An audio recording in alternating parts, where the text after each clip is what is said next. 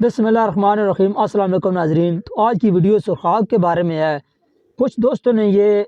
पूछा था कि सुरखाब उनके पास हैं और सुरखाबों ने एग भी दिए हैं, लेकिन उन एग से जो है वो बच्चे नहीं निकले।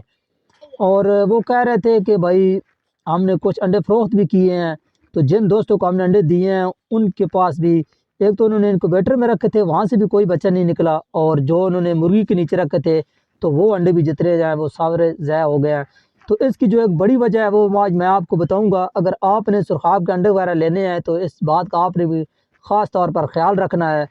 एक तो आपने इस बात का ख्याल रखना है कि ये जो मेल है, ये आपको सामने जो नज़र आ रहा है, ये जो मेल है 1 साल के बाद भी ये अपनी फ़ीमेल के साथ क्रॉस करता है और फ़ीमेल एग भी दे देती है, लेकिन वो अनफर्टाइल होते हैं, उनमें से कभी भी बच्चे नहीं निकलते। और मेल की जो एज है वो 2 साल होनी चाहिए, और फीमेल की जो एज है वो 2 साल हो या 1 साल हो,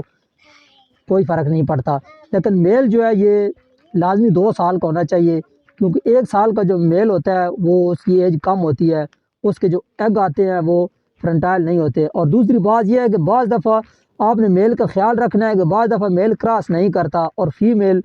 एग दे देती है, तो इस तरह के जो एग होंगे उनमें से भी बच्चे नहीं निकलते, वो भी अनफर्टाइल होते हैं। तो ये भी आपने इस बात का भी ख्याल रखना है। और दूसरा, अगर आप एग ख़रीदते हैं तो आपने उन एग को मोबाइल की लाइट लगा कर आप एग को चेक कर लेना है। उसके अंदर आपको एक लाल सा निशान नज़र आएगा, तो इस तरह के अगर एग हैं तो उनमें से बच्चे निकल आएंगे। और अगर वो एग एक ही तरह का है, उसमें कोई लाल निशान आपको नज़र नहीं आता, तो इसका मतलब ये है कि उनमें से बच्चे जो हैं वो नहीं निकलेंगे। और दूसरी बात मैं आपको बताता हूँ कि आप अगर एग लेते हैं किसी ऐसे शख्स से कि जिसके पास एक मेल है और उसके पास 4 या 5 फीमेल हैं, तो उनमें से भी तकरीबन 80% चांस हैं कि बच्चे निकलेंगे और 20% चांस हैं कि बच्चे नहीं निकलेंगे। अगर आप एग किसी ऐसे पेयर से हासिल करते हैं कि जो एक मेल है और एक ही उसके साथ फीमेल है, तो ये 100% जो फर्टाइल होंगे और तमाम एग में से इंशाल्लाह ज़रूर बच्चे निकलेंगे। अगर आपकी इनक्यूबेटर मशीन जो है वो अगर ठीक है, तो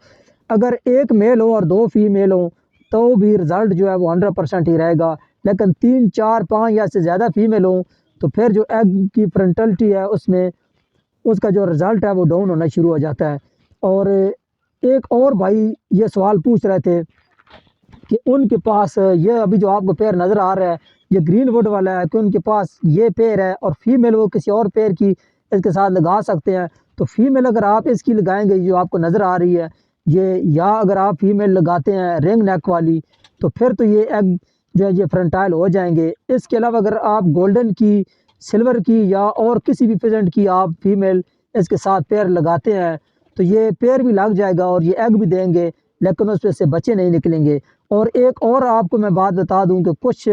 दोस्त ये पूछ रहे थे कि अगर वो इसके साथ गोल्डन, मिस्री या देसी मुर्गी या उसके बाद असील मुर्गी अगर इसके साथ पेयर लगाते हैं तो ये 100% ये पेयर भी बना लेते हैं और इसके जो एग हैं वो फर्टाइल भी होते हैं और उससे बच्चे भी निकल आते हैं। लेकिन आपने ख्याल ये करना है कि जो मुर्गी हो वो आपने बिल्कुल छोटे साइज़ की लेनी है, क्योंकि मुर्गी जो है, जो ख़ास कर जो असील मुर्गी है, वो इसको मारती है और फिर ये पेयर वगैरह नहीं बनाते। मुर्गी जो है वो छोटे साइज़ की हो तो फिर इंशाल्लाह ये पेयर भी बनाएगा और इससे आपको अच्छी ब्रीडिंग भी मिलेगी।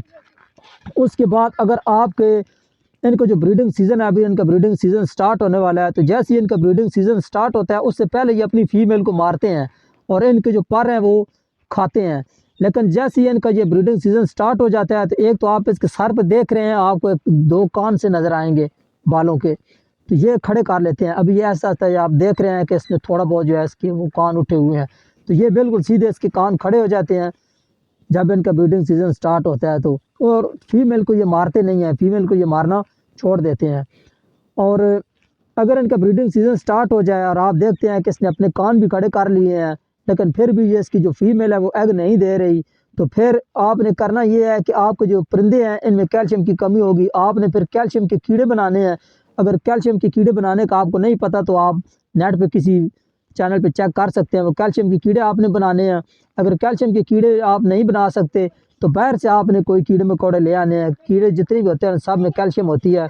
اور یہ پرندوں کی کیلشیم کو پورا کر دیتے ہیں۔ اگر آپ کے پاس اتنا ٹائم بھی نہیں ہے، آپ کو کیڑے وغیرہ بھی نہیں لا سکتے، تو پھر یہ آپ کو میں ایک یہ پاؤڈر دکھا رہا ہوں، یہ آپ دیکھ سکتے ہیں، یہ والے آپ یہ پاؤڈر دیکھ لیں،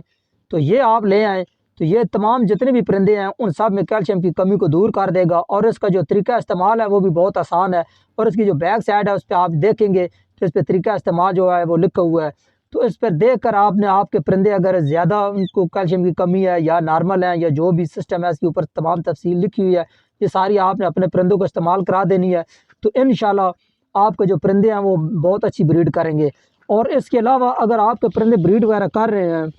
تو بھی اگر آپ ان کو یہ پاؤڈر استعمال کرا دیں گے تو ان کی جو انڈوں کی جو پروگرس ہے وہ زیادہ ہو جائے گی، اور ان میں سے بچے بھی نکلیں گے، اور انشاءاللہ وہ بچے جو ہے وہ اچھے اور صحت مند نکلیں گے۔ یہ جو پیر آپ دیکھ رہے ہیں یہ تو پرانا پیر ہے، جو پرانا پیر ہے وہ اپنی فیمیل کو مارتے نہیں ہیں، جب ان کا سیزن آف ہو جاتا ہے تب بھی وہ اپنی فیمیل کو مارتے نہیں ہیں، لیکن اگر جو نیا پیر ہوتا ہے جو پٹھے تیار ہوتے ہیں تو وہ ان کا جو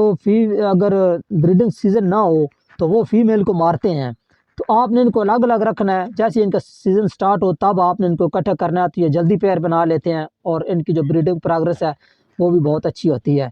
اس کے علاوہ ان کی اگر خوراک کی بات کریں تو یہ ہر طرح کے دانے وغیرہ کھاتے ہیں، اگر آپ ان کو عادی کر لیں تو یہ سبزی اور سبز پتے بہت شوق سے کھاتے ہیں، آپ ان کو سبز پتے بھی کھلا سکتے ہیں، گوبھی کے پھول یہ کھاتے ہیں، اور اس طرح کی جو کافی یہ چیزیں جو سبزیاں وغیرہ یہ بیج وغیرہ یہ کھاتے ہیں۔ اس کے علاوہ اگر ان کی بیماری کی بات کی جائے تو ان کو کوئی خاص بیماری نہیں ہے، ان کی جو مرغیوں والی 2-4 بیماریاں ہیں وہی بیماریاں وہی سیم ان کا وہ سارا وہی علاج ہے، اور اگر اس پرندے کو دیکھا جاتی ہے سردی اور گرمی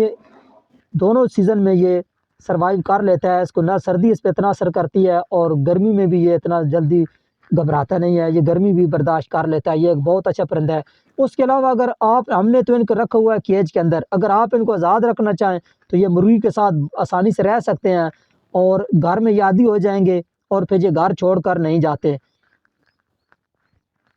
اس کے علاوہ اگر ان کی پرائز کی بات کی جائے تو یہ جو پیر آپ دیکھ رہے ہیں اس پیر کی جو پرائس ہے یہ کم از کم 10,000 روپے اس کی قیمت ہے، اس سے کم قیمت میں بھی آپ کو مل جائے گا، لیکن اس کا یہ ہوتا ہے کہ وہ جو میل ہوتا ہے اس کی ایج کم ہوتی ہے، تو اس کی بریڈنگ پروگرس کے لیے اس کی جو ایج ہے وہ 2 سال لازمی ہونی چاہیے، تو اگر آپ کو کوئی بھائی 5,000 میں یہ پیر دیتا ہے اور اس کی ایج کم ہے تو پھر کوئی فائدہ نہیں ہے، آپ نے لینا ہے اور آپ نے بھائی سے پوچھنا ہے، جیسے کہ آپ نے لینا ہے آپ نے اس سے لازمی یہ پوچھنا ہے، آپ نے چیک کرنا ہے کہ اس کی ایج جو ہے وہ شوڈ بھی 2 سال لازمی ہونی چاہیے، تب یہ آپ کے پاس جو بریڈنگ ہوگی یہ بریڈنگ بھی اچھی ہوگی، اور جتنے ایگ آئیں گے وہ انشاءاللہ تمام ایگ میں سے بچے نکلیں گے۔ اس کے علاوہ اگر اس کی ایج کم ہوئی 2 سال سے تو پھر ایگ سے بچے نہیں نکلیں گے، اگر نکلیں گے تو وہ بہت زیادہ کمزور ہوں گے اور کیلشیم کی کمی کا شکار ہوں گے، تو وہ بڑے نہیں ہوں گے، وہ مر جائیں گے۔ تو یہ تھی آج سرخاب کے بارے میں ویڈیو۔ اگر آپ کو سرخاب کے بارے میں بھی کوئی آپ کا سوال ہے یا آپ کچھ پوچھنا چاہتے ہیں یا آپ نے سرخاب خریدنے ہیں یا کوئی بھی آپ کو معلومات آپ نے سرخاب کے بارے میں لینی ہے تو نیچے آپ ویڈیو میں کمنٹس کر دیں، تو انشاءاللہ ہم آپ کو اس کے بارے میں بتا دیں گے۔ تو ملتے ہیں کسی اور نیکسٹ ویڈیو میں۔ تو جو بھائی یہ ویڈیو دیکھ رہے ہیں ان سے یہ ریکویسٹ ہے کہ وہ چینل کو ضرور سبسکرائب کر لیں تاکہ آپ کو تمام پرندوں کے بارے میں معلومات ملتی رہے۔ ملتے ہیں کسی اور نیکسٹ ویڈیو میں، تب تک کے لیے اللہ حافظ۔